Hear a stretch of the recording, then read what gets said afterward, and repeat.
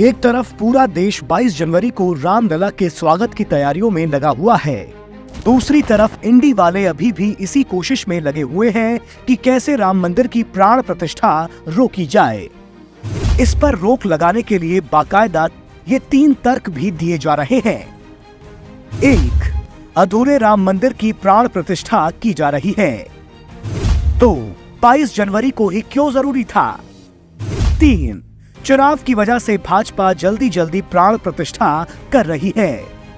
तो अब जनता के लिए ये जानना बहुत जरूरी है कि इन तर्कों में कितना दम है, क्योंकि सवाल हमारे आराध्य प्रभु श्री राम से जुड़ा हुआ है।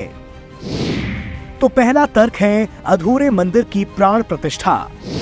सवाल उठता है कि क्या किसी मंदिर का निर्माण पूरा हुए बिना ही देवी या देवता की प्राण प्रतिष्ठा करना शास्त्रों के अनुसार गलत है?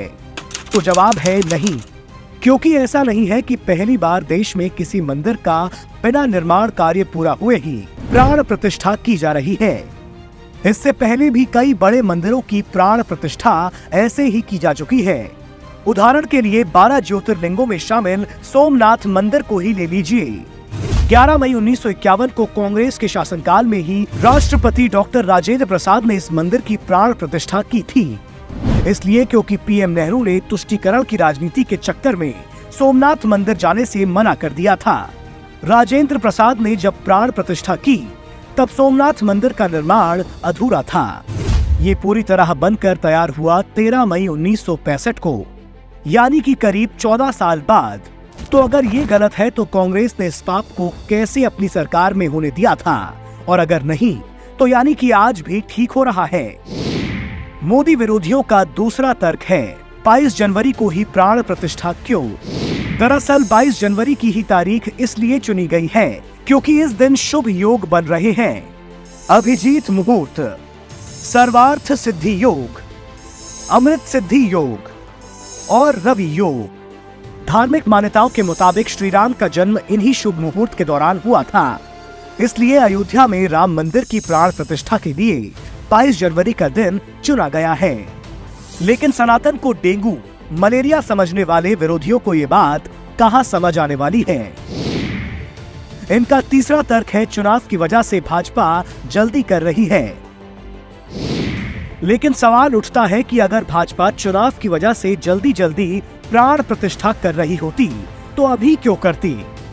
आराम से 2 महीने बाद मार्च अप्रैल में करती, जब लोकसभा के चुनाव सर पर होते।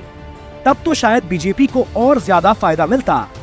हाँ, लेकिन अगर इनको लगता है कि बीजेपी जल्दबाजी कर रही है तो क्यों नहीं जल्दी में रहेगी उन भगवान राम के लिए, जिनको कई दशकों तक बारिश की टपकती बूंदों के बीच टेंट में रहना पड़ा। खुद 40,000 रुपए से ज्यादा की टी-शर्ट और लाखों के बैग लेकर घूमने वाले ये नेता उस दर्द को क्या समझेंगे, जब प्रभु राम को साल में ही एक जोड़ी कपड़े में गुजारना पड़ता था।